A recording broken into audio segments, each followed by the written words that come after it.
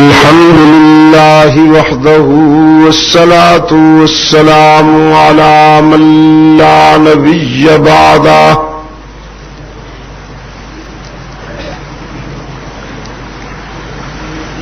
وعلى آله وأصحابه الذين أوفوا عهده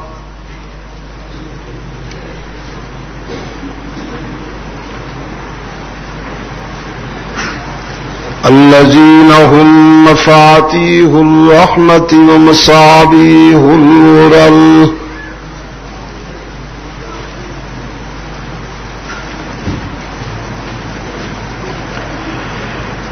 أعوذ بالله من الشيطان الرجيم بسم الله الرحمن الرحيم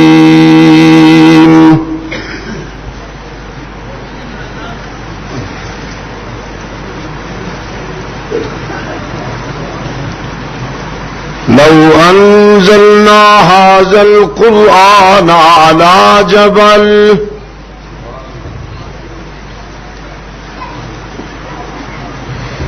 لرأيته خاشعا متصدعا من خشية الله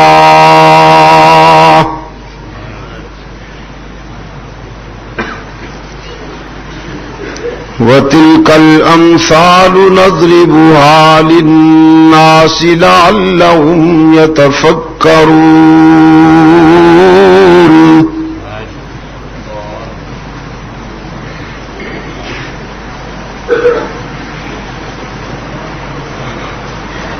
صدق الله مولانا العظيم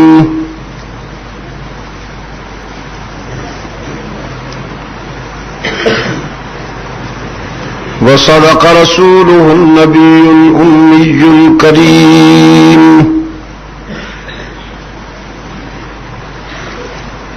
ونحن على ذلك لمن الشاهدين والشاكرين والحمد لله رب العالمين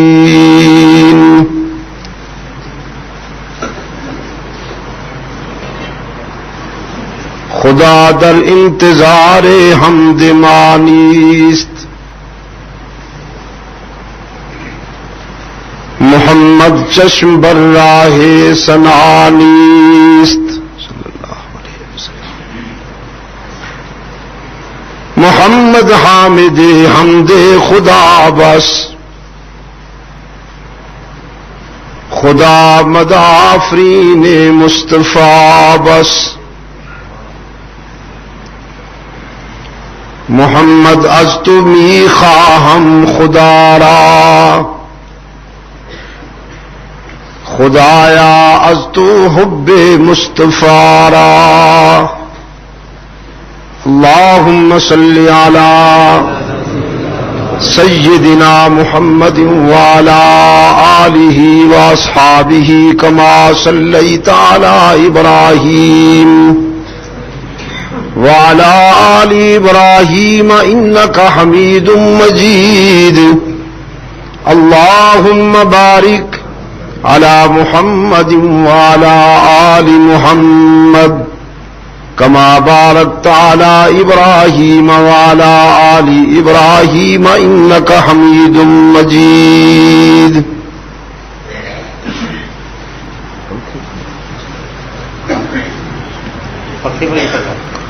ارباب علم و دانش،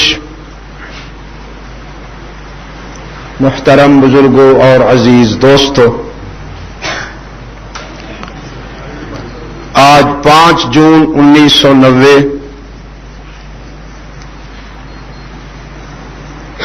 ہم یہاں بگڑا ہری پور کے مضافات میں سرحد پاکستان میں دعوت و تبلیغ کی نسبت سے جمع ہیں۔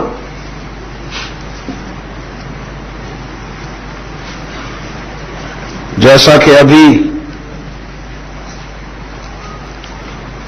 آپ نے دیکھا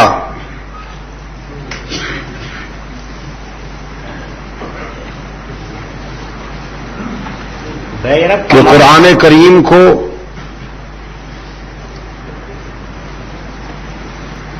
اللہ کے فضل و کرم کے ساتھ اپنے سینوں میں محفوظ کر لینے کی سعادت حاصل کرنے والے بچوں کی دستار بندی کی گئی.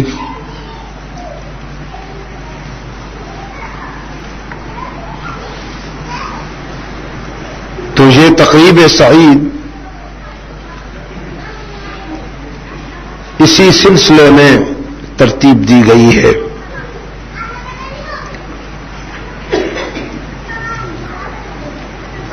اور اس کو ملحوظ رکھتے ہوئے آپ کے سامنے کتاب اللہ کا جو حصہ میں نے ابھی تلاوت کیا، یہی آج کی ہماری گفتگو کی بنیاد ہوگا.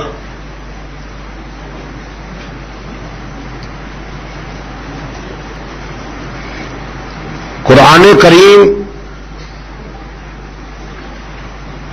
کائنات کی وہ سچائی ہے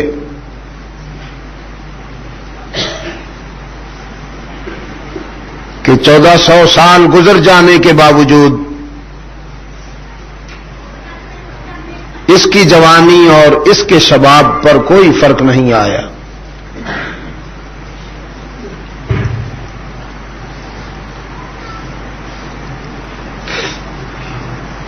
اقوام عالم کی تاریخ کا مطالعہ کیجئے.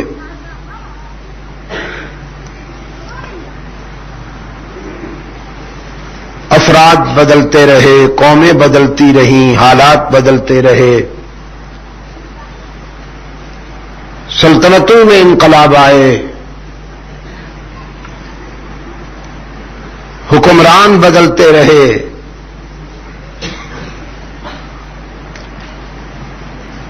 لیکن قرآن کریم نہ بدلا تھا، نہ بدلا ہے، اور نہ قیامت تک بدلے گا.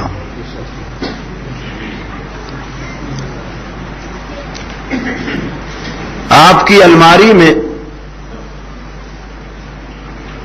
خاموشی کے ساتھ رکھی ہوئی یہ کتاب بظاہر تو خاموش ہے،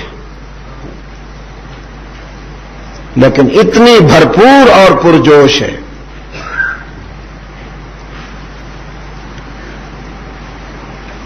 کہ اسے تبدیل کرنے کے لیے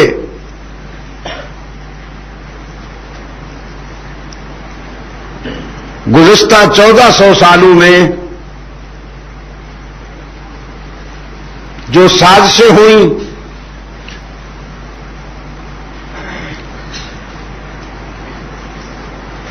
ان کو سامنے رکھا جائے تو معلوم ہوتا ہے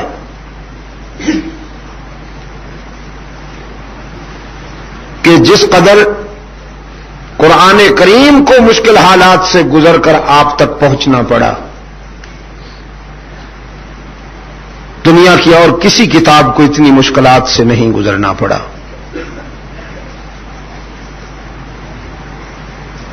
لیکن یہ 1400 سال کا ناگوار سفر کر کے آپ تک بے داغ پہنچا ہے،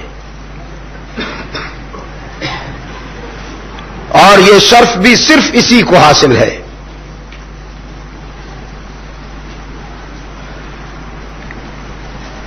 کہ الحمد سے والناس تک انسان کے سینوں میں یہ محفوظ ہے.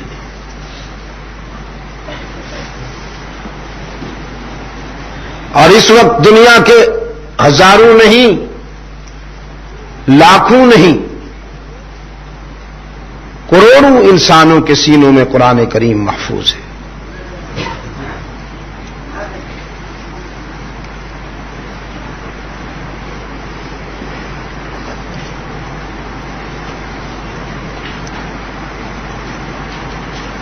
تحریک آزادی کے ثمرات اور اس کے نتائج کو دیکھ کر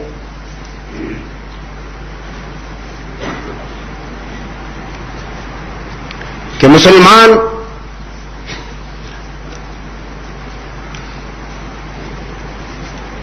خاک و خون میں تڑپتے ہیں لیکن ان کا جذبہ ٹھنڈا نہیں ہوتا. بات کیا ہے؟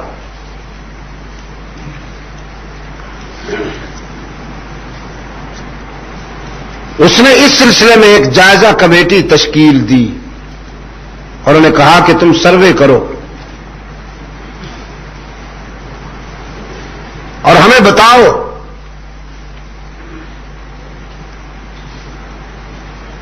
کہ مسلمانوں میں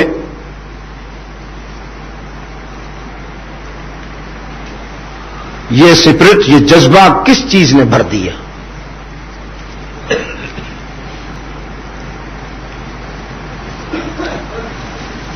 اس کمیٹی کی رپورٹ یہ تھی کہ دو چیزیں ہیں جنہوں نے مسلمانوں میں یہ جذبات پیدا کیے ہیں. ایک قرآن کریم اور دوسرے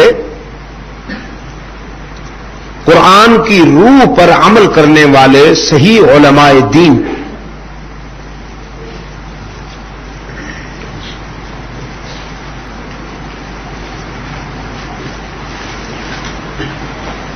ہر جبہ و دستار اور ہر داڑھی والا معیار نہیں ہوتا. نہ ہر مرد مرد ہو، نہ ہر زن زنست ہو، نہ ہر مرد مرد. خدا پنج انگشت یکساں نہ کرت. ہر مرد طاقتور نہیں ہوتا، ہر عورت کمزور نہیں ہوتی. بعض مرد مرد ہونے کے باوجود اتنے کمزور ہوتے ہیں کہ مردانگی ماتم کرتی ہے. بعض عورتیں عورت ہونے کے باوجود اتنی طاقتور ہوتی ہیں کہ نسوانیت فخر کرتی ہے.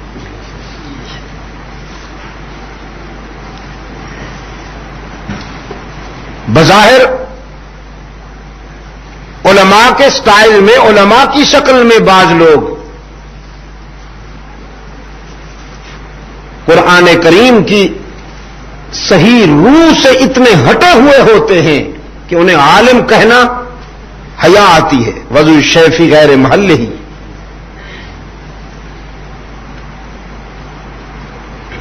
تو اصل عالم وہ ہے کہ جو قرآن کریم کی روح کو سمجھتا ہو اور اس کے مطابق زندگی گزار رہا. وہی عالم عالم کا نمائندہ ہوتا ہے. وہی ایک عالم پورے عالم کا نمائندہ ہوتا ہے. چنانچہ انگریز کے پالیسی میکرز نے یہ فیصلہ کیا کہ ان دونوں چیزوں کو مٹا دیا جائے تاکہ مسلمانوں کے جذبات ٹھنڈے ہو سکیں. یہ مجاہد نہ رہیں، مجاور بن جائیں.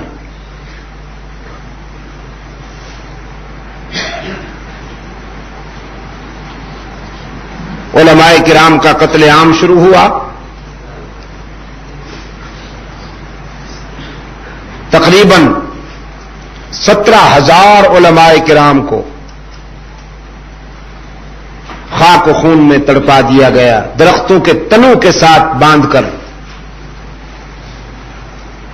ان پر لوہے کے کیل ٹھوک دیے گئے.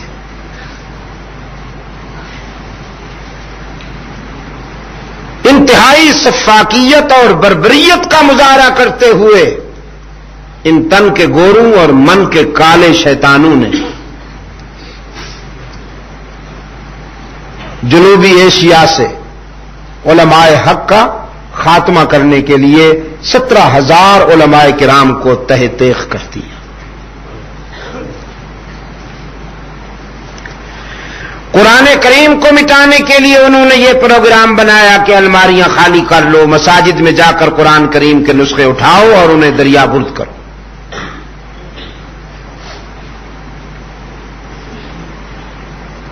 اسی سلسلے میں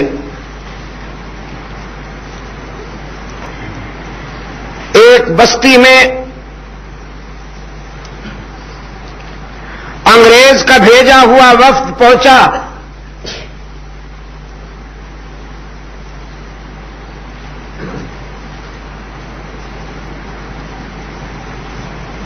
مسجد کو تالا لگا ہوا دیکھا تو عالم کو تلاش کیا, اس مسجد کے خطیب اور امام صاحب کو تلاش کیا.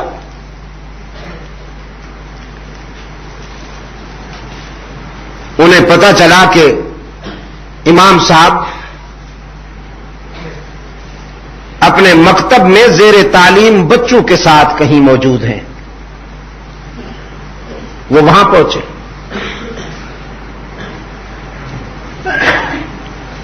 انہوں نے امام صاحب سے کہا جاؤ مسجد کھولو, ہم نے قرآن کریم کے نسخے اٹھانے ہیں.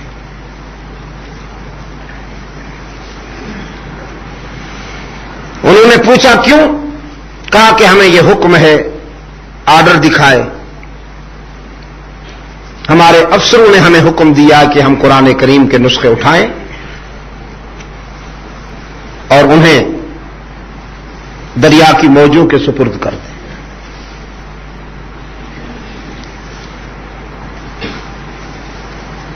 اس عالم دین نے ایک آہ سرد لے کر فرمایا تم اپنے بے وقوف افسروں سے جا کے کہہ دو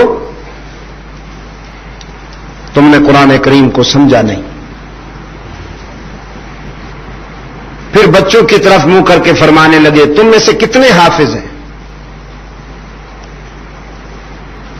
اگر 20 بچے سامنے تھے تو ان میں سے 13 یا 14 بچوں نے ہاتھ کھڑا کر کے کہا کہ قرآن کریم ہمارے سینوں میں محفوظ ہے.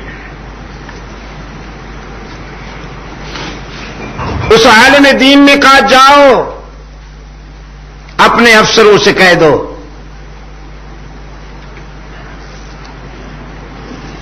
تم کاغذوں کو تو پانی میں بہا سکتے ہو,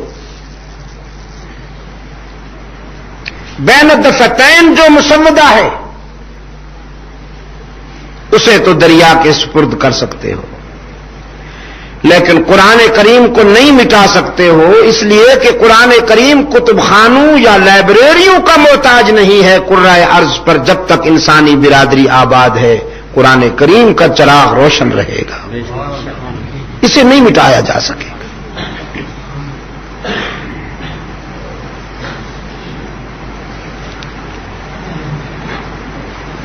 بڑے خوش نصیب ہیں وہ سینے, اللہ جنہیں قرآن کریم کی حفاظت کے لیے پسند فرما لے.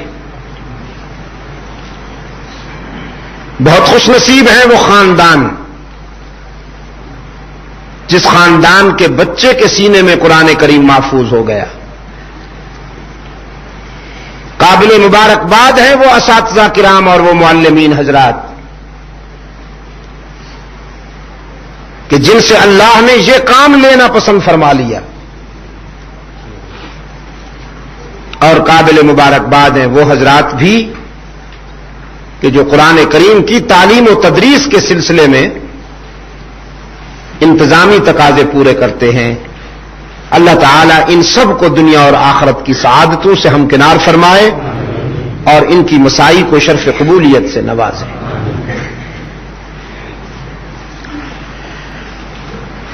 ارشاد باری تعالی ہے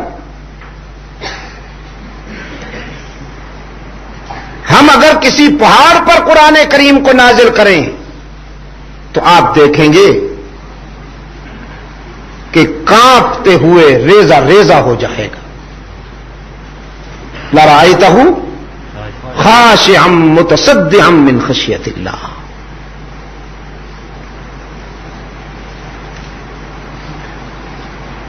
دیکھنے میں پہاڑ کتنے مستحکم اور مضبوط نظر آتے, لیکن حق تعالی کا ارشاد ہے کہ یہ قرآن کریم کا بوجھ نہیں اٹھا سکتے.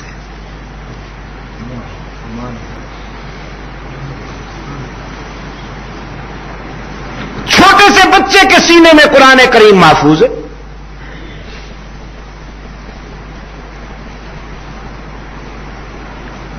بعض بچے تو اتنے مختصر ہوتے ہیں کہ بڑی تختی والے قرآن کریم کی قد سے ان کا قد چھوٹا ہوتا ہے.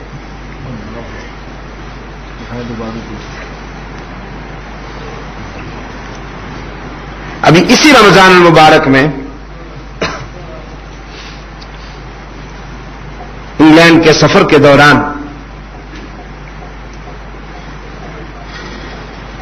مجھے 2 بہن بھائی دکھائے گئے، چھوٹے بچے تھے اور 9 مسلم ماں کے بیٹے تھے، یعنی ایک انگریز لڑکی نے اسلام قبول کیا، یہ اس کے بچے تھے، ایک بچی تھی ایک بچہ تھا۔ بچی کی عمر 6 سال کے قریب تھی اور بچے کی عمر 9 سال تھی۔ بچے نے قرآن کریم حفظ کر لیا تھا، بچی 27واں پارہ پڑھ رہی تھی۔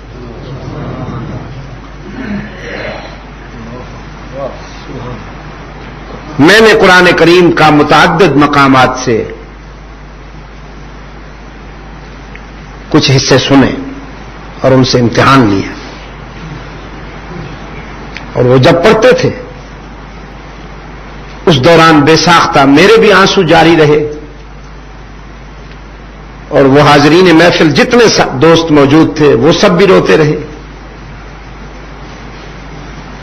کہ یہ اس کا انتخاب ہے، وہ جسے چاہے پسند فرما لے۔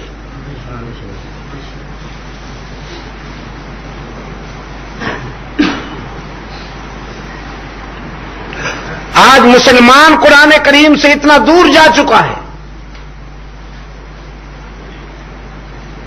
کہ وہ قرآن کریم سے زیادہ قصے کہانیوں کو پسند کرتا ہے، بڑی توجہ سے انہیں سنتا ہے۔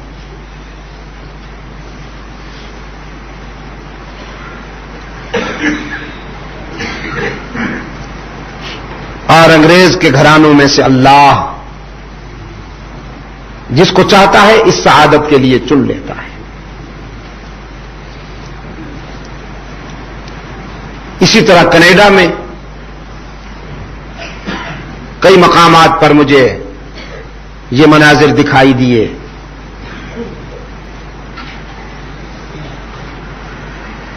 میں سمجھتا ہوں کہ اس وقت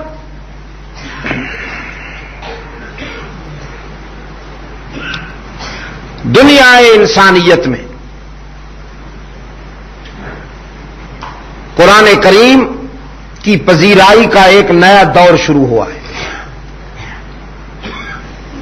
یہ میرا مشاہدہ ہے، اٹس مائی پرسنل ایکسپیرئنس، آنکھوں سے دیکھ کر جو بات کہہ رہا ہوں وہ ہے قرآن کریم کی پذیرائی کا ایک نیا دور شروع ہوا ہے۔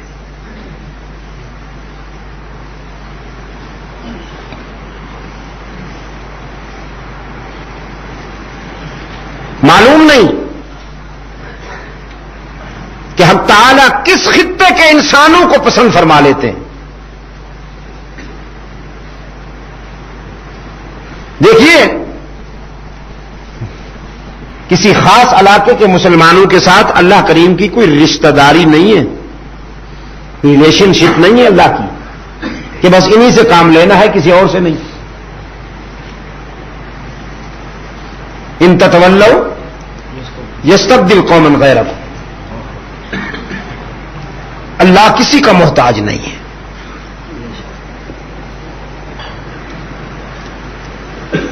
اس نے ہمیں یہ عزت عطا فرمائی تھی، ہمیں یہ شرف عطا فرمایا تھا کہ ہم نے اس سے کہا ہمیں ایک ٹکڑا دے دے، ہمیں ایک ملک دے دے، ہم اس میں تیرے قرآن کو بلند کریں گے اور اس ملک میں فیصلے تیرے قرآن کے مطابق ہوں گے۔ اس نے کرم کیا، ہماری ڈیمانڈ پوری کر دی، ہمارا مطالبہ پورا کر دیا، وہ ٹکڑا دے دیا، ہمیں سلطنت دے دی۔ ہم نے اس ٹکڑے میں رہ کر قرآن کریم کے ساتھ جو سلوک کیا وہ محتاج بیان نہیں۔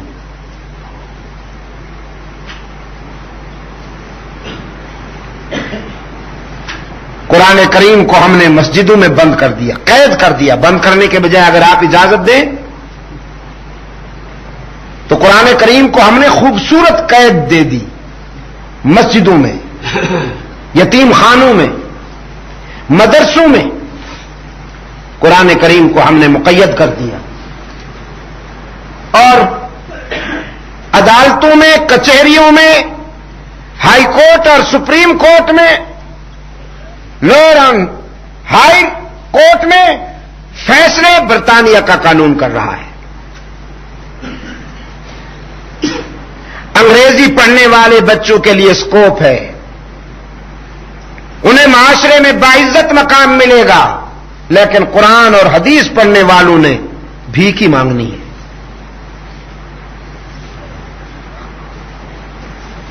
ان کا اسکوپ ہم نے ختم کر دیا۔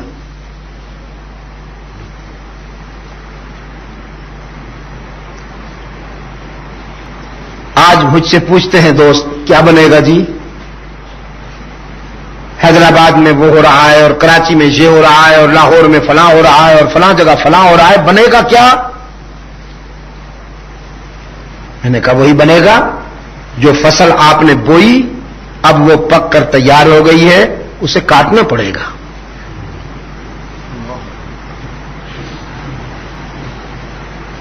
یاد رکھیے، کافر کا کفر اللہ کے غضب کو اتنا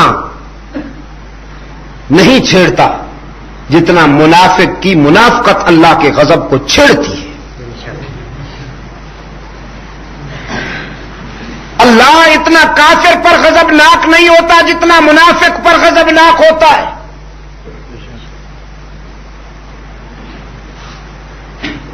ہمارا المیہ یہ ہے، ہمیں کفر سے اتنا نقصان نہیں پہنچا جتنا منافقت سے نقصان پہنچا ہے۔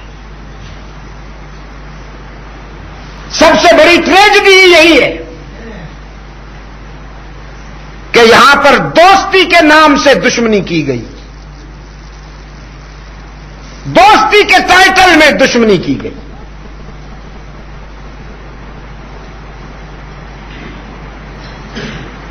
اور آج ایسی بات بگڑی ہے کہ بنتی نظر نہیں آتی۔ یہ انسان کی بھول ہے، وہ یہ سمجھتا ہے کہ میں اپنے تدبر سے اور اپنے شعور سے بگڑی بات بنا لوں گا۔ نہ، بات اسی وقت بنتی ہے جب اس کا کرم ہو جائے، جب اللہ کا کرم ہو جائے اسی وقت بگڑی بات بنتی ہے۔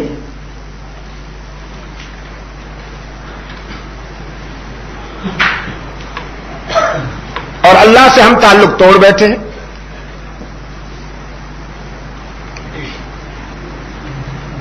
یہاں بھی ذاتی معاملات میں کوئی مذہب کو اپنائے یا نہ اپنائے اس کی مرضی، کہ بھئی یہ ذاتی معاملات ہیں۔ اس طرح کے ذاتی معاملات میں اگر کوئی دیندار بنتا ہے تو پھر یہ بات تو باہر کی دنیا میں بھی ہے۔ آپ باہر جانے والوں سے پوچھئے یا اللہ تعالیٰ آپ کو لے جائے اور دیکھیے،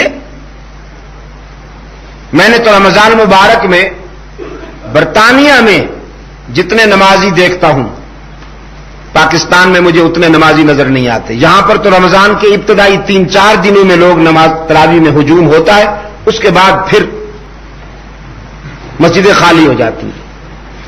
یعنی استقبال بھی کرتے ہیں مسلمان رمضان شریف کا،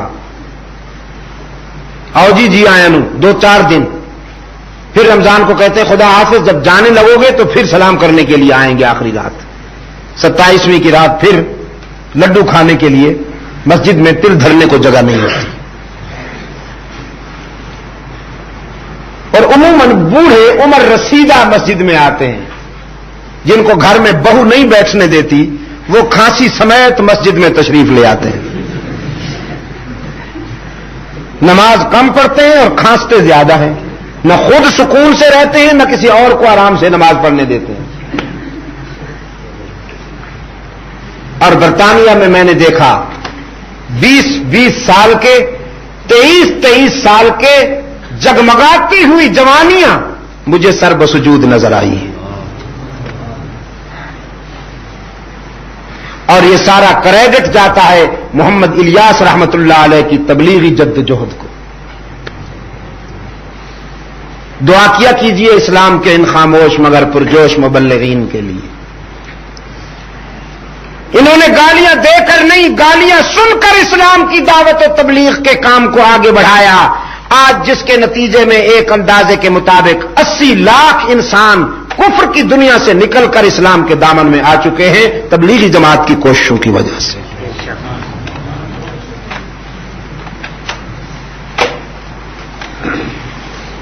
اذانیں تو وہاں بھی گونج رہی ہیں، نمازیں وہاں بھی پڑھی جا رہی ہیں، برطانیہ میں بھی، کینیڈا میں بھی، امریکہ میں بھی، ہندوستان میں بھی، یہاں پاکستان میں بھی مسجدوں میں مسلمان آ کر نماز پڑھ لیتے ہیں۔ تو ان میں اور ہم میں فرق یہ ہونا چاہیے تھا کہ وہاں دستور کفر کا ہے، یہاں دستور قرآن کا ہونا چاہیے تھا، لیکن یہ کام ہم نے نہ کیا۔ مسند اقتدار پر آنے والے بعض حضرات نے خود نمازیں پڑھ کے دکھائیں، بعض حضرات نے ہاتھ میں تسبیح لے لی، بعض حضرات نے علماء اور مشائخ کے کنونشن کرا کے یہ ثابت کرنا چاہا کہ ہم اسلام کے بڑے خیر خواہ ہیں، بعض نے نعتیں سن کر رو دیا،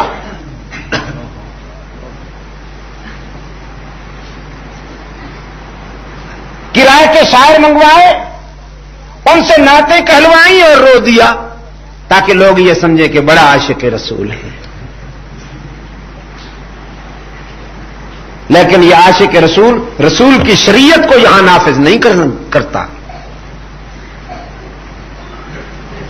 اس قانون سے نجات نہیں دیتا اس قوم کو کہ جس قانون سے نجات حاصل کرنے کے لیے بر صغیر کے مسلمانوں نے خون کا دریا عبور کیا تھا۔ تو میرے عزیز دوستو، میں یہ عرض کر رہا تھا آپ کی خدمت میں، ایک چھوٹے سے بچے کو آپ قرآن کریم کا حافظ پائیں گے، قرآن کریم کا قاری پائیں گے، لیکن حق تعالی کا ارشاد ہے دنیا میں دھرتی کے سینے پر کوئی پہاڑ اتنا مضبوط نہیں ہے کہ جو قرآن کریم کی جلالت کو برداشت کر سکے۔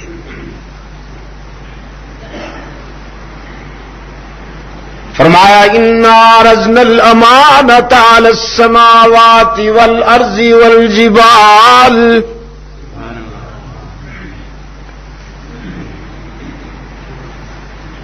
انا عرضنا الامانۃ علی السماوات والارض والجبال فأبين أن يحملنها وأشفقن منها وحملها الإنسان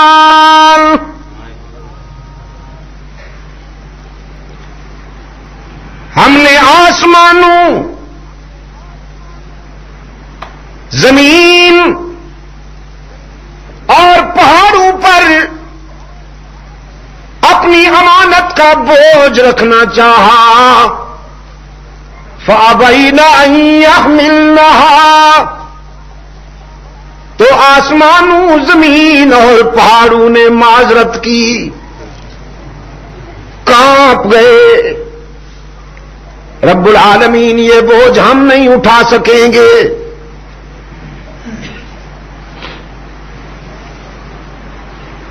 آپ تو ویسے بھی پہاڑوں کے دامن میں رہنے والے ہیں، قرآن کریم کے مطالعے سے 3 حالتیں سامنے آئی ہیں پہاڑوں کی۔ فرمایا ان من الحجارۃ لما يتفجر منه الانہار وان منها لما يشقق فيخرج منه الماء وَإِنَّ مِنْهَا لَمَا يَهْبِطُ مِنْ خَشْيَةِ اللَّهِ،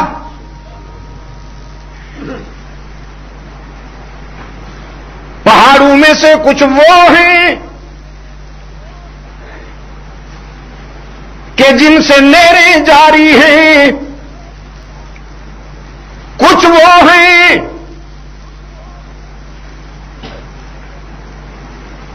کہ جو پھٹتے ہیں اور ان سے چشمے جاری ہیں، کچھ وہ ہیں کہ جو اللہ کے خوف میں کانپتے نظر آتے ہیں۔ تین کیفیتیں قرآن کریم نے بیان کی ہیں پہاڑوں کی. میں تعبیر یہ دیتا ہوں وَإِنَّ مِنَ الْحِجَارَةِ لَمَا يَتَفَجَّرُ مِنْهُ الْأَنْهَارُ. پہاڑوں میں سے کچھ وہ ہیں کہ جو اللہ کی یاد میں اور اس کے ڈر سے اشک بہار رہتے ہیں اور سدا ان کی آنکھوں سے آنسو جاری ہیں.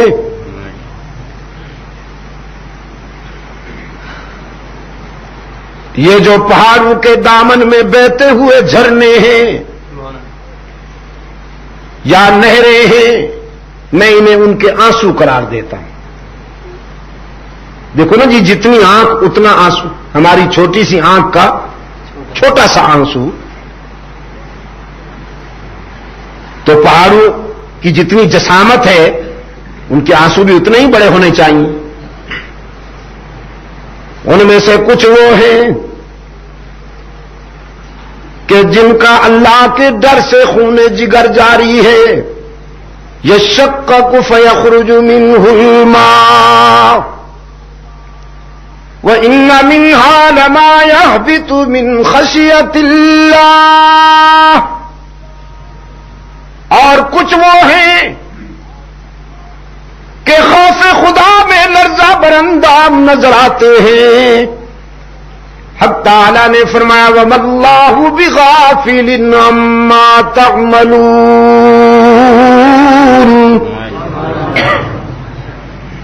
یہ تو پہاڑوں کا حال ہے. لیکن اے ابن آدم ہم تیرے چونچلے بھی دیکھ رہے ہیں, ہم تیرے کرتوت بھی دیکھ رہے ہیں.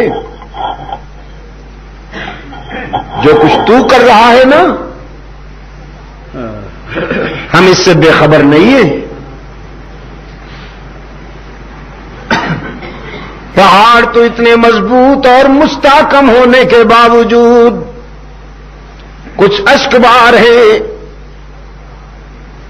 کچھ وہ ہیں کہ جن کا خون جگر جاری ہے, کچھ وہ ہیں کہ جو ہمارے ڈر سے لرزہ برندام ہیں. لیکن ایک تو ہے اے ابن آدم جس کی تخلیق قطرہ ناپاک سے ہوئی, ایک غلیظ بوند سے جس کی تخلیق ہوئی. فَلْيَنظُرِ الْإِنسَانُ مِمَّا خُلِقَ خُلِقَ مِن مَّاءٍ دَافِقٍ خُلِقَ مِن مَّاءٍ دَافِقٍ يَخْرُجُ مِن بَيْنِ الصُّلْبِ وَالتَّرَائِبِ.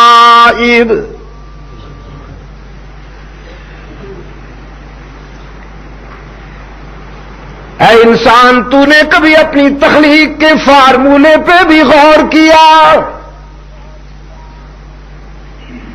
تو کس چیز پہ اتراتا ہے؟ تجھے تکبر کرتے ہوئے حیا نہیں آئی؟ غرور نے تیری بصیرت غائب کر دی, غرور نے تیری نگاہ سلب کر لی, تو بھول گیا کہ تو ہے کیا. خلق من ماء دافق يخرج من بين الصلب والترائب.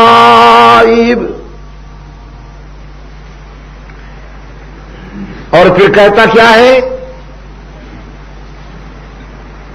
بس جنت اور جہنم یہی دنیا ہے. جسے اس دنیا میں چند لقمے مل گئے وہ جنت کے مزے لوٹ رہا ہے, اور جسے اس دنیا میں چند لقمے نہیں ملے گویا وہ جہنم میں ہے. موت کے بعد کون اٹھتا ہے؟ یہ تو سب کہانیاں ہیں, سب افسانے ہیں. رب العالمین نے فرمایا ہم نے قطرہ ناپاک سے تجھے بنایا. غور کیا تو نے ہم نے کتنی گندی چیز سے کتنی اچھی چیز بنا ڈالی. تو پھر ہم موت کے بعد بھی تجھے زندہ اٹھانے پہ قادر ہے. انہ علی رجعہ لقادر. سورہ قیامہ میں حق تعالی نے قسم کھا کے اس حقیقت کو واضح فرمایا. ارشاد ولا اقسم بیوم القیامہ ولا اقسم بالنفس اللوامہ ایحسب الانسان ان لن نجمع عظامہ بلا قادرین علی ان نسوی بنانہ بل يريد الإنسان ليفجر أمامه يسأل أيان يوم القيامة فإذا برق البصر وخسف القمر وجمع الشمس والقمر يقول الإنسان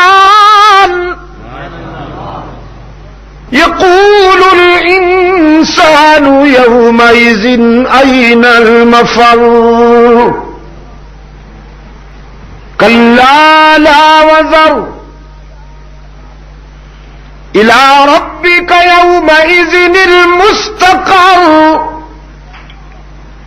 ينبأ الإنسان يومئذ بما قدم وأخر بل الانسان على نفسه بصيرة ولو القى معاذيرا. یہ سب اسی حقیقت کی طرف کنائے ہیں.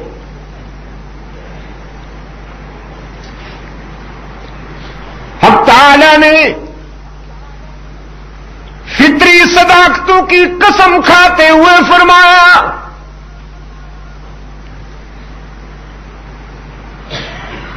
ہم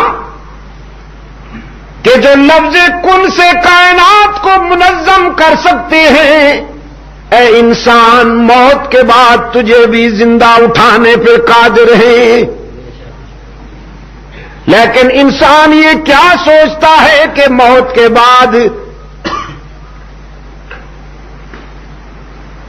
مٹی میں بکھر جانے والی ہڈیوں کو کون جمع کرے گا؟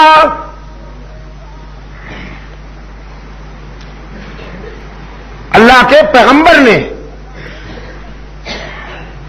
ایک ہے علم الیقین اور ایک ہے عین الیقین. تو عین الیقین حاصل کرنے کے لیے حق تعالی سے پوچھا تھا کیف تحیی الموتى، اے رب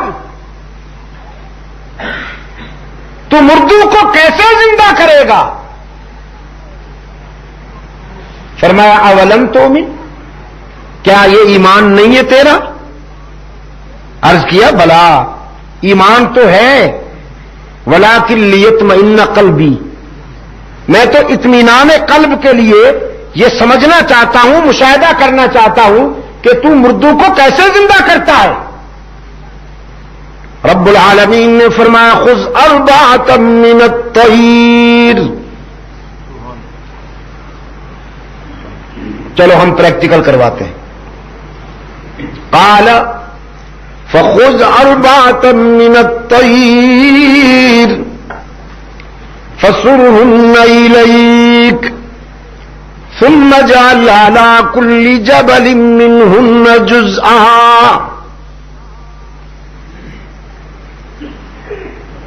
4 پرندے پکڑ لیجئے، پھر انہیں ذبح کر لیجئے، پھر ان کا گوشت پوست اور ہڈیاں ملا دیجئے، قیمہ کر دیجئے، اور پھر ان کے اجزاء مختلف مقامات پہ رکھ لیجئے. ثم ادعوہن، پھر انہیں پکاریے. آگے کیا فرمایا؟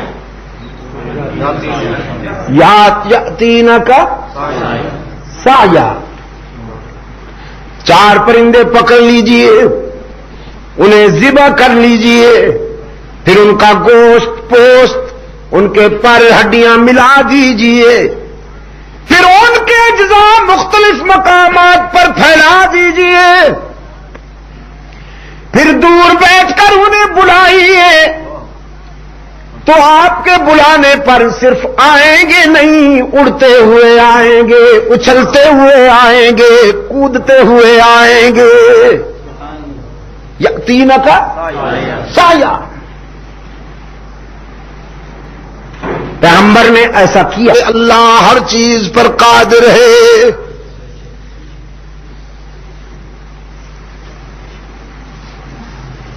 معیار انسان کا ادراک نہیں ہے۔ انسانوں میں سے تو کچھ پاگل بھی ہوتے ہیں، وہ اپنے باپ کو نہیں پہچانتے تو خدا کو کیا پہچانیں گے؟ ایک پاگل اپنے باپ سے کہنے لگا تو میرا باپ ہے یا میں تیرا باپ ہوں؟ اس نے کہا بیٹا نا میں تیرا باپ ہوں۔ نے کہا نا میں تیرا باپ ہوں۔ تو پاگل نے کہا اچھا پھر قرآن اندازی کرتے ہیں، دیکھ لیتے ہیں کون باپ بنتا ہے۔ انسان کی عقل کا تو یہ حال ہے۔ تو سچائی کو پرکھنے کے لیے معیار انسان کا شعور نہیں ہے دوستو،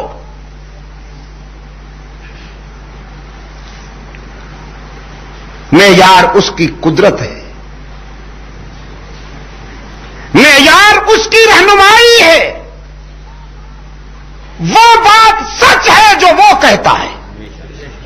ہماری سمجھ میں آئے یا نہ آئے، سمجھ میں آ جائے تو اس کا کرم ہے، اور اگر نہ آئے تو کوشش جاری رکھیں، لیکن بات وہی سچ ہے جو وہ کہتا ہے۔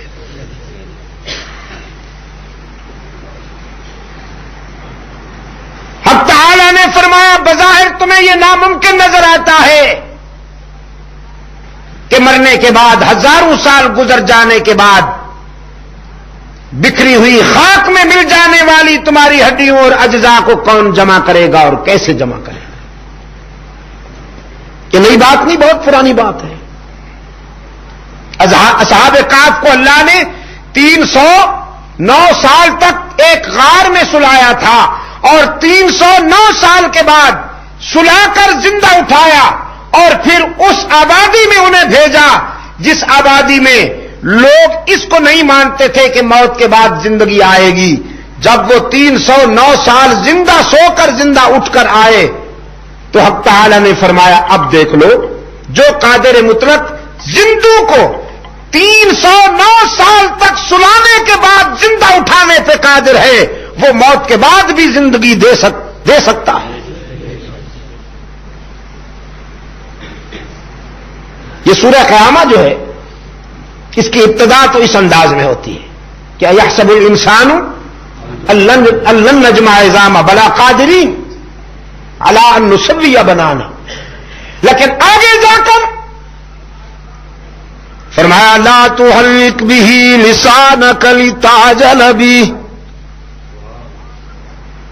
لا تحرک به لسانک لتعجل به ان علینا جمعہ وقرآنہ فإذا قرأناه فاتبع قرآنه ثم إن علينا بيانا۔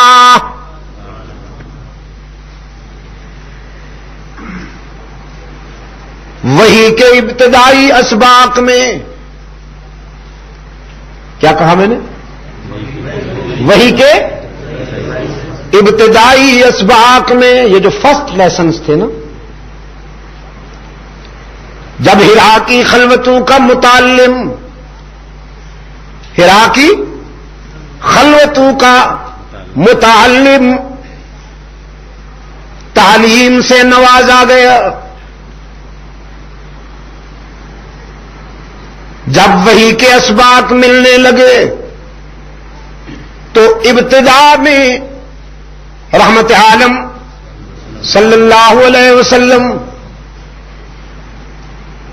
قرآن کریم کے الفاظ اور جملے وحی کے مواد کو ذرا تیزی سے گرفت کرتے تھے کہ کہیں کوئی جملہ یا لفظ رہ نہ جائے. رب العالمین نے فرمایا لا تحرک به لسانک لتعجل به. میرے محبوب اس خیال سے آپ قرآن کریم کے جملے اور الفاظ کی گرفت میں جلدی نہ کیجیے کہ کوئی حرف یا جملہ یا لفظ رہ جائے گا. رہ کیوں جائے گا؟ ان علینا جمعہ وقرآنا. یہ تو ہماری ذمہ داری ہے قرآن کریم کو آپ کے قلب میں، آپ کے دل میں، آپ کے سینے میں محفوظ کرنا بھی ہماری ذمہ داری. انا علینا، یہ ہمارے اوپر ہے. تو یہ بات واضح ہو گئی کہ قاری صاحب کا کمال نہیں ہے، معلم کا کمال نہیں ہے کہ قرآن کریم کسی کے سینے میں محفوظ ہو رہا ہے.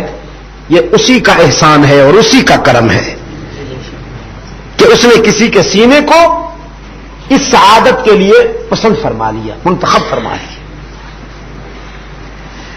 فرمایا انا علینا جمعہ وقرآنا. آپ کے سینے میں قرآن کو محفوظ کرنا بھی ہماری ذمہ داری، پھر آپ کی زبان سے قرآن کو جاری کرانا، پڑھوانا بھی ہماری ذمہ داری. ثم ان علینا بیانا، پھر اس کے مفاہیم و معانی بیان کروانا بھی ہماری ذمہ داری. آپ جلدی نہ کیا کیجیے. تو قاری صاحبان آپ بھی تراویح میں جلدی نہ کیا کیجیے. اس طرح بھاگتے ہو جیسے بے لگام گھوڑا دوڑتا ہے. ہاں جی، جلدی نہ کیا کیجیے. آرام آرام سے پڑھا. مگر قاری صاحب کیا کرے بیچارہ، مقتدی ٹھہرنے نہیں دیتے.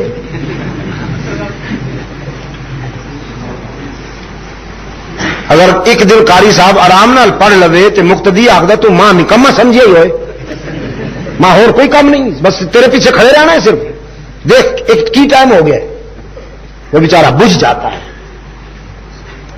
کہ گھنٹے کے بجائے اگر سوا گھنٹہ ہو گیا تو مقتدی صاحب غضبناک ہو گئے تو تم ماں نکما سمجھے، ماں اور کوئی کام نہیں. اور ماں صاحب اتو فارغ ہو کے جا کے پتہ کی کرنا گھر، یہ پتہ ہے تو اس کی کرنا ہے، پتہ ہے. یہ تو نعرہ افسوس کی بات ہے میرے عزیز. آپ کے نعروں پہ بھی قربان جاؤں گا.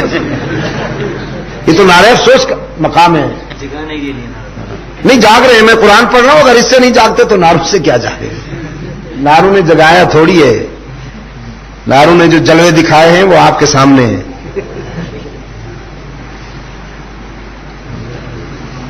لوٹ آؤ اپنے اصل کی طرف، چھوڑ دو سطحی باتیں. قرآن کریم کو سکون سے سنا کرو. اللہ آپ کو توفیق دے کہ زیادہ سے زیادہ وقت یہیں لگایا کیجیے. آمین. لیکن مسجد سے بھاگتے ہیں اور گھر میں جا کر پھر وہاں محفل آباد ہوتی ہے، پھر وہاں محفل لگتی ہے. اللہ کے رسول صلی اللہ علیہ وسلم نے فرمایا مومن مسجد میں اس طرح مطمئن ہوتا ہے جیسے مچھلی پانی میں ہو، اور منافق مسجد میں اس طرح بے قرار ہوتا ہے جیسے پرندہ پنجرے میں ہو. جس طرح وہ پرندہ پنجرے سے نکلنے کے لیے بھاگنا چاہتا ہے، منافق بھی اگر دکھائی میں محلے والوں کو یہ دکھانے کے لیے کہ میں بڑا نمازی ہوں مسجد میں آ بھی جائے تو باہر نکلنے کے لیے بے چین رہتا ہے کہ جلدی چھٹی ملے.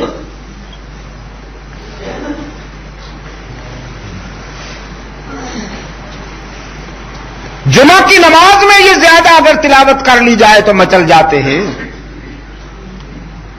ہاں جی.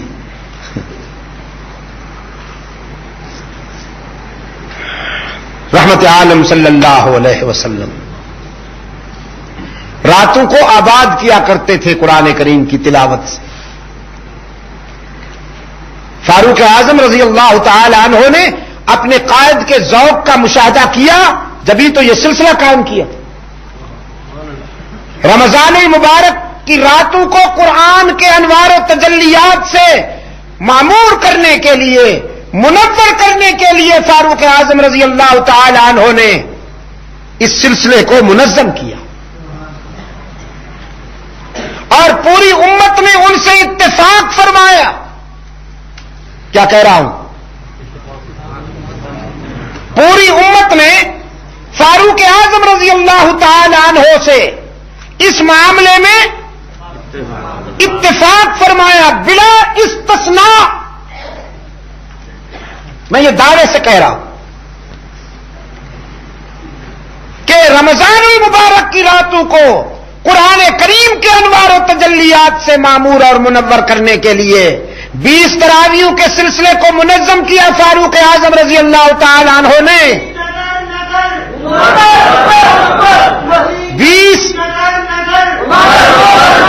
20 رکعتوں کو جو منظم کیا ہے فاروق اعظم رضی اللہ تعالی عنہ نے، تو پوری امت نے اتفاق فرمایا ہے امام عدل و حریت کے اس سلسلے سے. اصحاب رسول میں سے کسی نے اختلاف نہیں کیا. آج ہم بڑے محقق پیدا ہوئے، ہم کہتے جی ہم تو صرف حضور کی سنت پر عمل کریں گے. یہ عمر کون ہوتا ہے؟ یعنی ہم فاروق اعظم رضی اللہ تعالی عنہ کو اپنے سے جونیئر سمجھے نا. پھر کہ دین کو جتنا ہم نے سمجھا عمر نے نہیں. فاروق اعظم رضی اللہ تعالی عنہ تو وہ ہے کہ فرش زمین پر جس کی رائے کے تائید میں عرش بری سے قرآن اترتا ہے وہ منشا رسول کو نہیں سمجھتے، ہم زیادہ سمجھتے.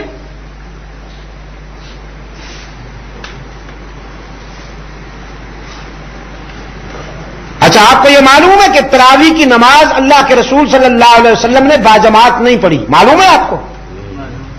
نہیں پڑھی. یہ باجماعت جو تراویح کی نماز ہے یہ بھی صحابہ کرام رضوان اللہ علیہ مجمعین کا عمل ہے. اور اللہ کے رسول صلی اللہ علیہ وسلم نے یہ کریڈٹ خود عطا فرمایا ہے اپنے صحابہ کو کہ علیکم بسنتی، میرا طرز عمل بھی لازم پکڑو، اور میرے یہ جانشین، میرے تو یار کردہ یہ شاگرد جن کی سیرت و کردار میں میری تعلیم و تربیت جھلک رہی ہے، جو کچھ یہ کرے وہ بھی دین ہے اور جو کچھ میں کر رہا ہوں وہ بھی دین ہے.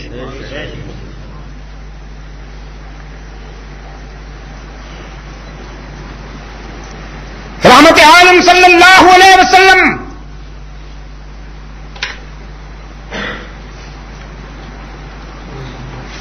راتوں کو آباد کیا کرتے تھے قرآن کریم کی تلاوت سے، اور اس قدر آباد کیا کرتے تھے راتوں کو قرآن کریم کی تلاوت سے کہ حق تعالی کو کہنا پڑا قم اللیل الا قلیلا، میرے محبوب آپ رات بھر کھڑے ہو جاتے ہیں، پوری پوری رات قیام کرتے ہیں میرے محبوب اپنا دل خوش کرنے کے لیے، تو کچھ دیر آرام بھی کر لیا کیجئے میرا دل خوش کرنے کے لیے.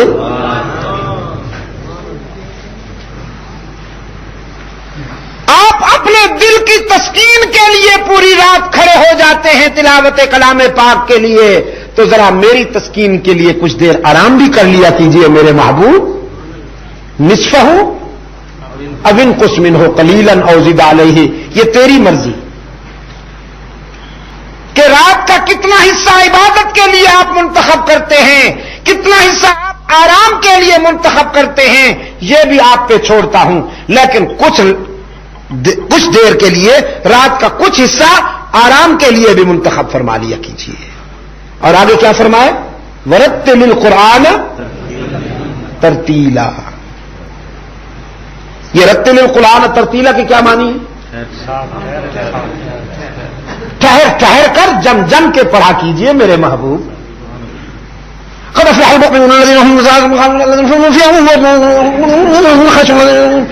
یہ ترتیل ہے. آنکھیں بند کر کے منہ کھول دیتے ہیں قاری صاحب. آنکھیں بند کر کے منہ کو اللہ اکبر. مقتدی بھی اللہ اکبر ٹھا پڑتے ہیں زمین پر. اللہ اکبر اللہ اکبر اللہ اکبر انا للہ و انا الیہ راجعون انا للہ و انا الیہ راجعون. یہ مذاق ہو رہا ہے قرآن کریم کے ساتھ.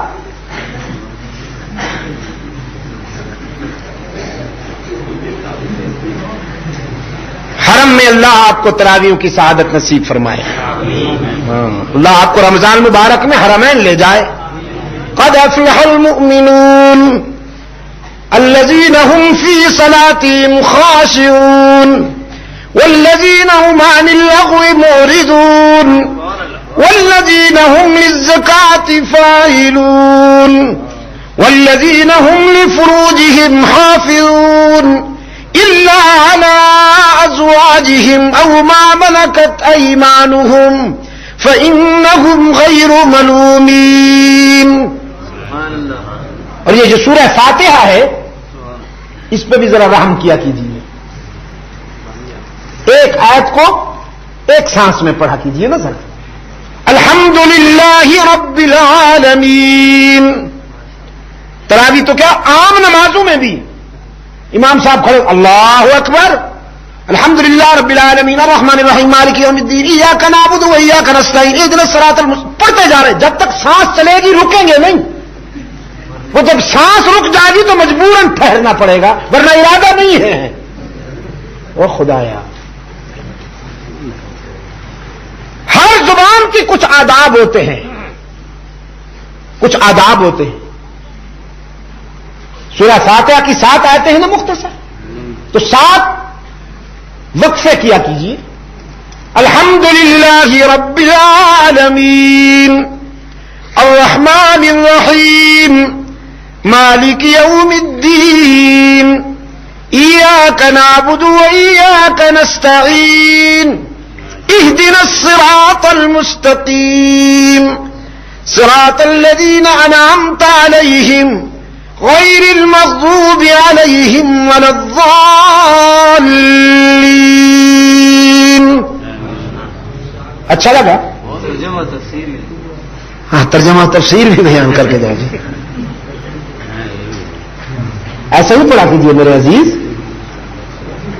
قاری صاحبان بالخصوص.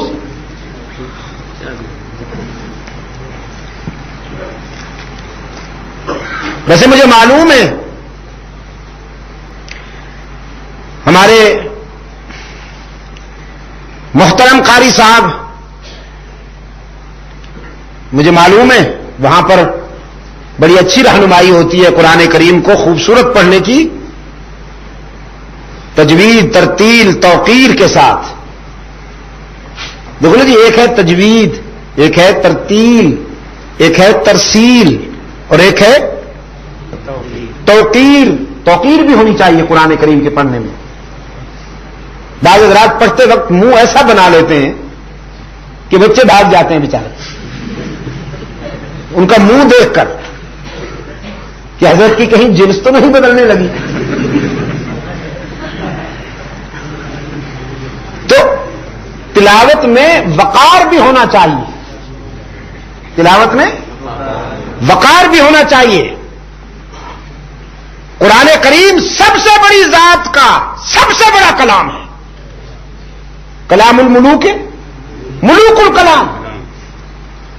تو آپ جو کلام ساری زبانوں کا بادشاہ ہے جب اسے پڑھیں تو وقار کے ساتھ پڑھیں. قد افلح المؤمنون الذين هم في صلاتهم خاشعون والذين هم عن اللغو معرضون والذين هم للزكاة فاعلون والذين هم لفروجهم حافظون إلا على أزواجهم أو ما ملكت أيمانهم فإنهم غير ملومين فمن ابتغى وراء ذلك فأولئك هم العادون والذين هم لأماناتهم وعهدهم راعون والذين هم على صلواتهم يحافظون أولئك هم الوارثون الذين يرثون الفردوس هم فيها خالدون ولقد خلقنا الإنسان من سلالة من طين ثم جعلناه نطفة في قرار مكين ثم خلقنا النطفة علقة فخلقنا العلقة مضغة فخلقنا المضغة عظاما فكسونا العظام لحما ثم أنشأناه خلقا آخر فتبارك الله أحسن الخالقين ثم إنكم بعد ذلك لميتون ثم إنكم يوم القيامة تبعثون. تھک تو نہیں گئے؟ تراوی میں بھی اسی طرح نہیں تھکتا انسان، لیکن افطاری بے قرار کرتی ہے نا. آپ چونکہ اللہ والے ہوئے افطاری اتنی مختصر کرتے ہیں، بس کھجور کا 1-2 دانہ یا 1-2 گلاس پانی کا پیا اور اللہ کا نام اور اس کے ذکر کے لیے آپ مسجد میں آ گئے. افطاری کے بعد جو شاگرد نے استاد سے کہا حضرت یہ الائچی ذرا منہ میں رکھ لیجئے، کہنے لگا بدبخت الائچی کی گنجائش ہوتی تو اور قورمہ نہ کھا لیتا.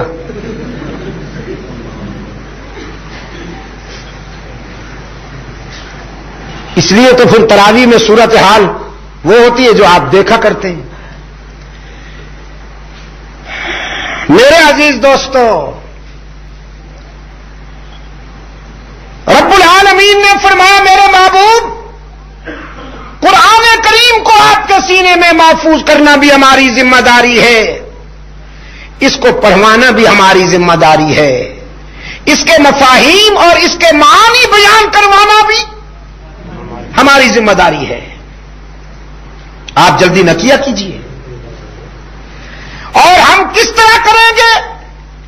بے شک آپ نے کسی استاد کے پاس پڑھنا لکھنا نہیں سیکھا. آپ صلی اللہ علیہ وسلم دنیا والوں میں سے کسی کے شاگرد نہیں ہیں. امی کے معنی نہ یہی ہوتے ہیں جو کسی کا شاگرد نہ ہو، پڑھا ہوا نہ ہو. نا یہ سوچ کر بولا کیجیے.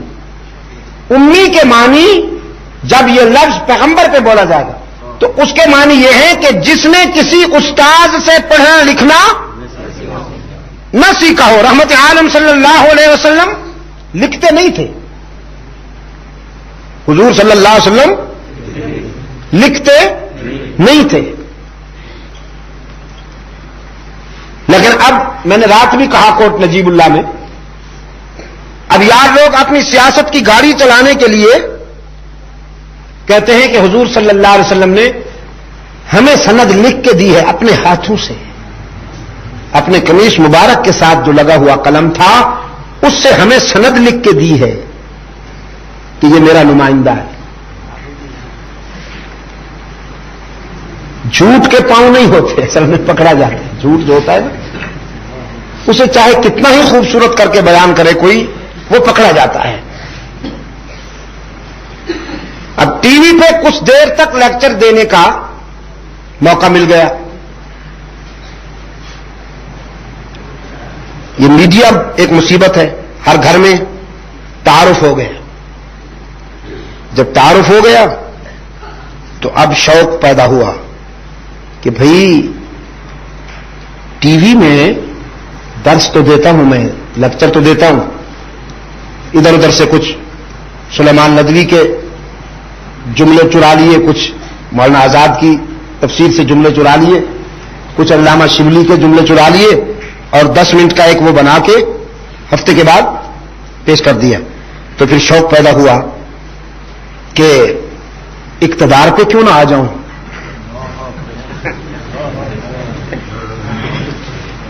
حکومت پہ کیوں نہ آ جاؤں، سارا کام کیوں نہ سنبھال لئیے. ہاں جی ٹی وی اپنا ہو سی، سب کچھ اپنا ہو سی. شوق پیدا ہوا نا جی، شوق پیدا ہوا. پھر سوچا بھی ہوں میں کی کرا، لوگوں نے کی میں ساتھ ملاوا. کبھی تیرا تعارف تو ہو گئے بذریعہ ٹی وی، اور تو کوئی قربانی نہیں دیتی، نہ کدی تحریک ختم نبوت ساتھ دیتا، نہ کدی تحریک نظام مصطفیٰ کدی کوئی قربانی دیتی، نہ کدی کوئی کچھ بھی نہیں، صرف ٹی وی لیکچر دیتے. یہ بات کی ہے. پہلی جو بات میں کہہ رہا ہوں نا جی، یہ تو ابھی آپ اور دیکھیے گا سیاست کی مجبوریاں کیا کیا کرواتی ہیں، یہ ایک مستقل درد سر ہے. یہ تو آپ بعد میں دیکھیں گے. ابتدا میں اس نے سوچا کہ یہ میں اپنی دکان لگاؤں کیسے، دکان چمکاؤں کیسے. تو اس کے لیے پھر اس نے کہا کہ حضور مجھے حکم فرما رہے ہیں کہ تم اٹھو اور اقتدار پہ قبضہ کر لو.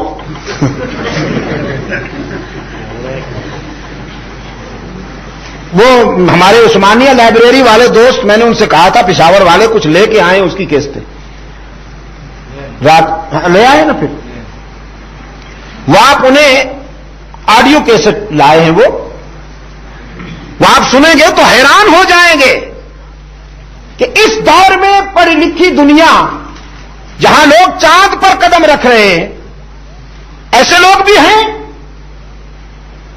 کہتا ہے کہ حضور اکرم صلی اللہ علیہ وسلم ناراض ہو کر پاکستان سے واپس جا رہے تھے، میں نے پکڑ لیا.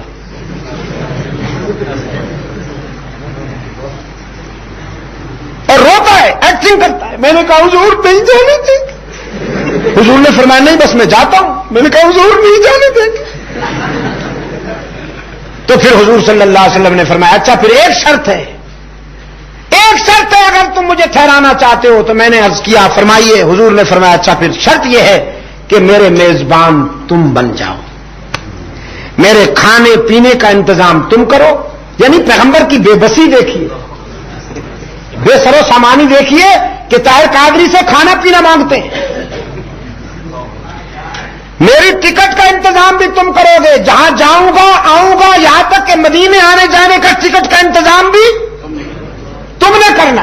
یہ اس وقت کہہ رہا ہے جب یہ اتفاق فاؤنڈری والے سارے اس کے مریدین میں تھے. اس زمانے میں جب بھی کوئی قرآن کی آیت پڑھتا تھا تو اس کا خلاصہ یہ نکالتا تھا کہ نواز شریف بڑا اچھا آدمی ہے. جب بھی کوئی حدیث پڑھتا تھا تو اس کو خلاصہ یہ نکالتا تھا کہ نواز شریف بہت اچھا آدمی ہے. اور آج کل اب ٹھہرو بابا ٹھہرو بس. اور آج کل ہر آیت اور ہر حدیث کا ترجمہ یہ نکالتا ہے کہ وہ غلط آدمی ہے. جب تک اس سے مطلب تھا تو ہر آیت کا ترجمہ یہ تھا کہ یہ بڑا اچھا آدمی ہے. اور اب جب مطلب نکل گیا تو ہر حدیث اور ہر آیت کا یہ ترجمہ ہے کہ یہ بڑا غلط آدمی ہے.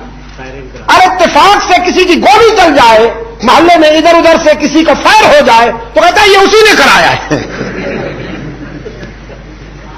یہ انسان بڑی عجیب شے ہے، یہ بڑی عجیب شے ہے انسان. آپ سمجھے کہ نہیں؟ تو اب رسول اللہ صلی اللہ علیہ وسلم جو خلاصہ کائنات ہیں، میں اگر اس کائنات کو دودھ کہوں تو رحمت عالم مکھن ہے اس کا، جو فخر رسول ہیں، جو ہادی سبل ہیں، جو رحمت عالم ہیں، وہ اس سے کہتے ہیں میرے کھانے پینے کا انتظام تم کرو گے اور میری ٹکٹ کا انتظام بھی. مطلب کیا ہے؟ مطلب یہ کہ اتنی بڑی ہستی کا جو میں میزبان بن رہا ہوں، مجھے ان کا کھانا پینا بھی بنانا ہے. آخر کچھ لوگ بھی ان کے ساتھ آئیں گے. 1,24,000 صحابہ بھی ممکن ہے حضور کے ساتھ آئیں، کچھ اولیاء کرام بھی حضور کے ساتھ آئیں، کچھ صدیقین و شہداء. آخر امت کے جو چیزہ افراد ہیں وہ بھی سارے حضور کے ساتھ آئیں گے. تو اتنی بڑی جماعت کی جو مجھے میزبانی کرنی ہے اور کھانا بنانا ہے، تو ذرا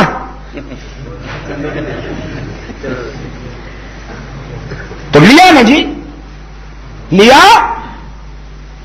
جبھی تو ہر دیوار پہ مصطفی انقلاب. یہ مصطفی انقلاب یہ ہے کہ دشمنان صحابہ کے ساتھ پیکٹ کیا. یہ جو تو آپ کے یہ جو بے تکے نعرے ہیں، ان سے مجھے کوئی دلچسپی نہیں.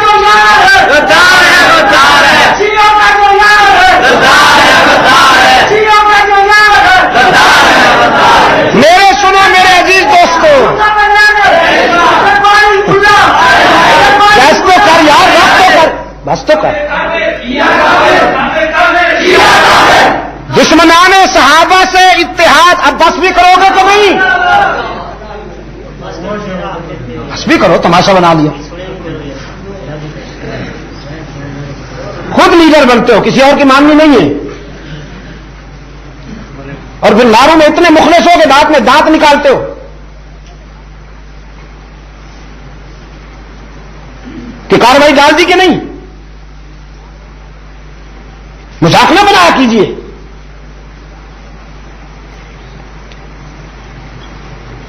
میں نے پہلے بھی کئی بار کہا ہے، اگر کچھ کرنا ہے تو صرف گرجنے پہ ڈپینڈ مت کرو. کچھ کرنا ہے تو سنجیدہ ہو جاؤ. کچھ نہیں کیا آج تک تم نے، صرف نعرے لگائے. لوگوں نے تمہارا جگر چھین لیا، لوگوں نے تمہاری کمر توڑ کے رکھ دی ہے، اور تم صرف نعرے لگانے میں ماہر بیٹھے ہیں. بس جانتا ہوں تمہارے نعروں کو اور تمہاری پہنچ کو. میرے سامنے ہیرو نہ بنا کیجیے صرف نعرے لگا کر.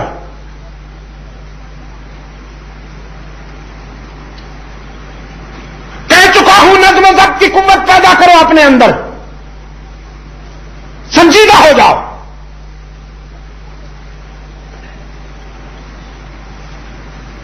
دشمنان صحابہ سے پیکٹ کرنے کے بعد مصطفی انقلاب آئے گا. ایرانی انقلاب کی تیاری ہو رہی ہے. آپ سمجھے کہ نہیں؟ یہ وہ انقلاب آئے گا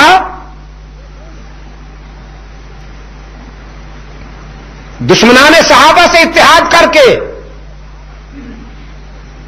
ایرانی انقلاب کی تیاری ہو رہی ہے، مصطفی انقلاب نہیں.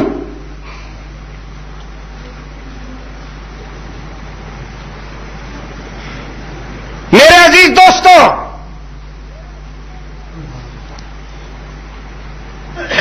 اور بالخصوص میرے عزیز نوجوانوں، اس دن مجھے آپ کے نعرے اچھے لگیں گے اور میں آپ کا منہ چوم لوں گا. اس دن جس دن نعروں سے پہلے آپ نے اپنے کردار سے ثابت کر دیا کہ ہم طاغوتی قوتوں کو اس ملک میں آزاد نہیں چھوڑیں گے، اس دن میں اٹھ کر تمہارا منہ چوم لوں گا.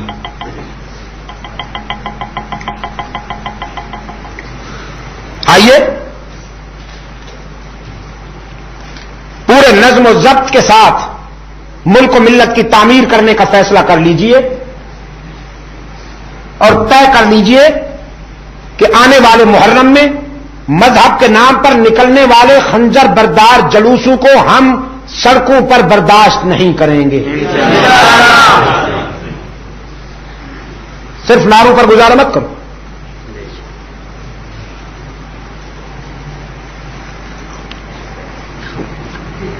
انہوں نے تو، میں نے جیسے آپ سے کہا کہ آپ کو اتنا بڑا زخم لگایا، آپ کی کمر توڑی، آپ اتنا تو کر لیجئے کہ جن جلوسوں کے نتیجے میں ہر سال اس ملک میں بے شمار فسادات ہوتے ہیں، آگ بھڑک اٹھتی ہے، کئی جانیں ضائع ہوتی ہیں، اور انتظامیہ یکم سے لے کر 10 محرم تک انتظامیہ جو ہے وہ ایک آزمائش میں مبتلا ہوتی ہے. پیس کمیٹیاں بن رہی ہیں, اجلاس بلائے جا رہے ہیں, اور پولیس اپنی سنگینیوں کے سائے میں ان کے جلوسوں کو گزارتی ہے.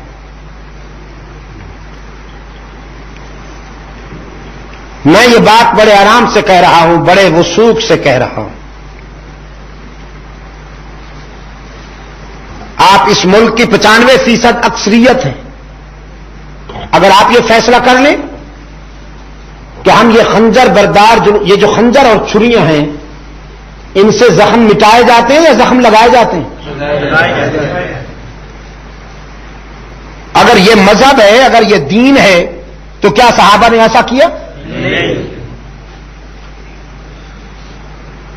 اہل بیت نے ایسا کیا؟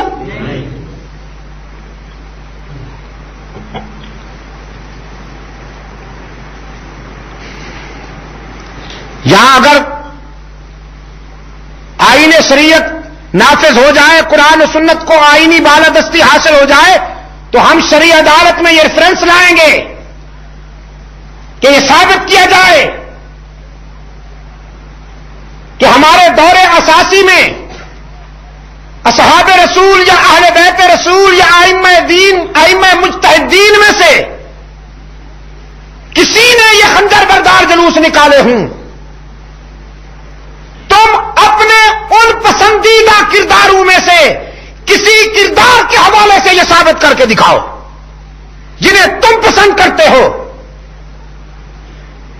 تو پھر بھی ہم ان کو گوارا کرنے کے لیے سوچ سکتے ہیں.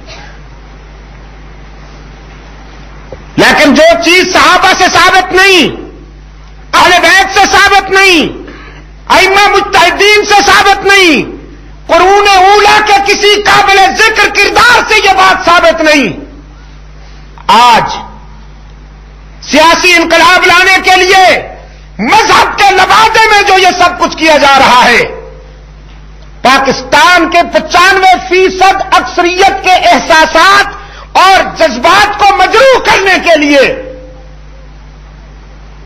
یہ غیر اسلامی بھی ہے, غیر جمہوری بھی ہے, اور غیر انسانی حرکت بھی ہے. اس کو ختم کرنے کے لیے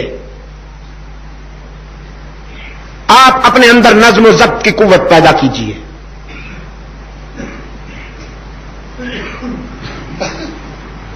اور میں نے کہا تھا پچھلی رات ایبٹاباد بھی کہ آپ کے صوبے کو یہ شرف حاصل ہے کہ یہ ابتدا ہو چکی ہے اللہ کے فضل و کرم سے. ڈیرہ اسماعیل خان میں پچھلے 3 سالوں سے یہ سلسلہ نہیں ہو رہا, بند ہو چکے ہیں. 100 سے زیادہ 100 سال سے زیادہ عرصے کا ان کے پاس پروف تھا کہ ہمارا یہ روٹ ہے اور ہم یہ نکالا کرتے ہیں. تو کسی غلط چیز کو اگر 100 کیا 1000 سال سے بھی نکالا جا رہا ہو تو اسے باقی رکھنا ہے یا ختم کرنا ہے؟ انتظامیہ والے کہتے ہیں جی یہ تو انگریزوں کے دور سے بھی چلے آ رہے ہیں, اب ہم کیا کریں. انگریز کوئی فرشتے تھے کہ ان کے دور میں جو بات ہوتی تھی اب وہ اس کو باقی رکھنا ہے؟ انگریز کے دور میں جو کچھ ہوتا تھا وہ باقی رکھنا چاہیے یا اسے مٹانا چاہیے؟ یہ بگڑا آپ نے جو نام رکھا ہوا اپنے گاؤں کا, یہ کس نے رکھا تھا؟ میں تو پشاور کے جھگڑے سے تنگ تھا, اب یہاں بگڑا بھی آ گیا. پشاور میں ایک گاؤں ہے جھگڑا, دیکھا ہے آپ نے؟ یہ جب آپ جائیں گے نا جی وہ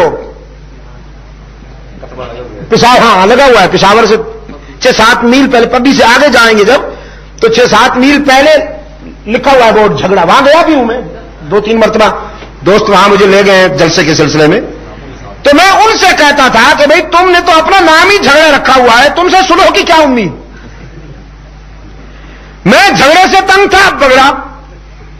بھائی اسلم خان صاحب کچھ آپ اس سلسلے میں سوچئے, اس گاؤں کو مشرف باسلام یوں کیجئے کہ کم از کم اس کا ٹائٹل, اس کا عنوان تو اچھا ہو. ناجینا بگڑا بھی نہیں ہونا چاہیے. اچھا آپ یہ بتائیں کہ یہ بگڑا کوئی یہاں قوم تو نہیں ہے, نہیں ہے نا. کہیں میں نے کہا وہ قوم ہی مجھ پر ناراض نہ ہو جائے کہ دیکھو جی ان کو کیا تکلیف پہنچتی ہے ہمارے. اگر قوم نہیں ہے تو پھر یہ بگڑا وگڑا کوئی نام نہیں ہے. اس کا ایک اچھا سا نام تجویز کر لیجئے, الہ آباد کر لیجئے بس. چلو نہیں, صدیق سے کسی کو اختلاف ہو سکتا ہے, اللہ سے تو نہیں ہو سکتا. الہ آباد کر لیجئے, کتنا اچھا نام ہے جی.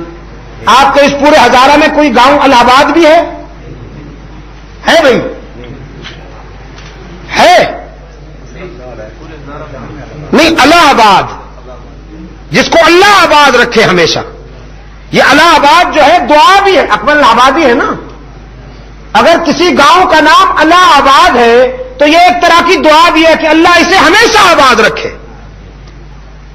تو بھئی یہاں کے جو ذمہ دار حضرات ہیں, جو بلدیاتی نمائندہ حضرات ہیں, آپ ان کے سامنے یہ تجویز لائیے. میں تجویزیں تو دیا کرتا ہوں لیکن آپ مانتے کم ہیں. میں نے ایبٹ آباد کے لیے بھی تجویز دی تھی کہ اس کا نام بھی تبدیل کیجیے. تو آپ اس کو الہ آباد بنانے کی کوشش کیجیے جی, بگڑا کو. اگر میں زندہ رہوں پھر جب آؤں تو پھر مجھے یہ کہا جائے کہ الہ آباد کے لیے وقت چاہیے. تو یہ ماتمی جلوس جو ہیں, خنجر بردار جلوس, اگر یہ انگریز کے دور میں نکلتے تھے تو یہ اس بات کا جواز نہیں ہے کہ انہیں نکلنا چاہیے. اب انہیں ختم ہونا چاہیے. اگر کسی کے نزدیک یہ مذہبی ضرورت ہے تو پھر اسے چاہیے کہ وہ اپنی عبادت گاہوں میں, ہماری عیدگاہ میں, ہمارے جمعے کی نماز جامع مسجد میں, ٹھیک ہے نا جی, ہماری تراویح مسجد میں, ہماری نمازیں مسجد میں, ہمارا حج عرفات میں. تو پھر ان کے جلوس ہمارے در پہ کیوں؟ ان کے جلوس بھی ان کی عبادت گاہوں تک محدود کیے جائیں. اس کے لیے نظم و ضبط کی قوت پیدا کیجیے میرے عزیز. یہ کام بہت سنجیدہ ہے. اس کام کو کرنے کے لیے آپ کو سنجیدہ کوشش کرنی ہوگی.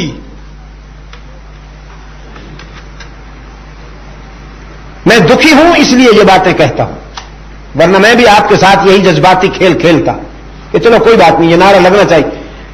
ایک گیا ہے تو دوسرا بھی چلا جائے, تیسرا بھی چلا جائے, پھر پانچواں بھی چلا جائے, پھر 10واں بھی چلا جائے. چلو نعرے لگواتے جاؤ اور بندے مرواتے جاؤ. میں بھی آپ کے ساتھ ہو جاتا اگر اس جذباتی کے, لیکن میں زخمی ہوں, میرا دل دکھا ہوا ہے. آپ سمجھے کہ نہیں؟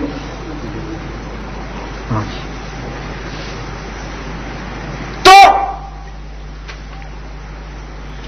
قرآن کریم اسی سینے میں محفوظ ہوتا ہے جس سینے کو اللہ پسند فرما لے. فرمایا لا تحرک به لسانک لتعجل به ان علینا جمعه وقرآنه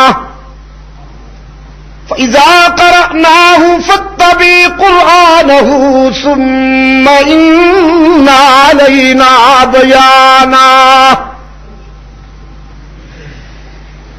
آپ کے سینے میں محفوظ بھی ہم کریں گے قرآن کریم, آپ کی زبان سے پڑھوائیں گے بھی ہم, اور اس کے مفاہیم و معانی بھی ہم بیان کروائیں گے.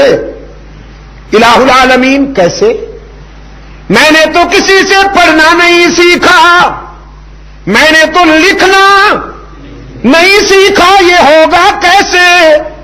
رب العالمین نے فرمایا جیسے ہم مردوں کو زندہ کرنے پہ قادر ہیں, جیسے ہم بکھری ہوئی ہڈیوں کو منظم کر کے دوبارہ زندگی سے ہم کنار کر سکتے ہیں. اگرچہ آپ نے کسی سے پڑھنا لکھنا نہیں سیکھا, ہم آپ کو ایسا پڑھا لکھا بنائیں گے کہ ساری کائنات کا استاذ بنا دیں گے. اللہم صلی علی سیدنا محمد النبی الامی وعلی آلہ وصحبہ وبارک وسلم. بس صاحب آپ کیا اور جی ہاں, ہمارے لائبریری عثمانی لائبریری کے دوست کیسٹیں بھی لائے ہیں, جن دوستوں کو مطلوب ہو وہ لے لیں. اور یہ کچھ میری باہر کی تقاریر کو انہوں نے چھپوا لیا کتابی صورت میں، پڑھے لکھے حضرات اگر چاہیں گے تو وہ بھی ملے گی. میں دعا کرتا ہوں مسجد کو بھی اپنے میرے عزیز دوست، اس مسجد کا کیا نام ہے؟ مرکزی جامع مسجد. مرکزی جامع مسجد اچھی بات ہے، لیکن اگر آپ اسے دیکھیں نا جی، سعودی عرب میں ہے مسجد سعد بن ابی وقاص. جدہ میں کئی مساجد میں دوست مجھے لے گئے، وہاں درس بھی ہوتے رہے. تو مسجد ابو ہریرہ، مسجد عمرو بن عاص، مسجد خالد بن ولید، مسجد سعد بن ابی وقاص، مسجد ابو ذر غفاری، یہ اچھے نام ہیں کہ نہیں؟ تو پھر اس مسجد کو بھی ہم آج سے مسجد صدیق اکبر سے معنون کیوں نہ کر دیں؟ نعرہ تکبیر، مصطفیٰ کا ہم سفر، گلی گلی نگر نگر مسجد صدیق قرآن ہے، چمن چمن کلی کلی رضی اللہ تعالی عنہم اجمعین. تو آپ سب حضرات بھائی اس بات کو پسند فرماتے ہیں نا کہ آج کے بعد یہ الہ آباد کی جامع مسجد صدیق اکبر، ٹھیک ہے؟ یعنی ٹھیک کہنے میں بھی آپ کو تکلیف ہو رہی ہے.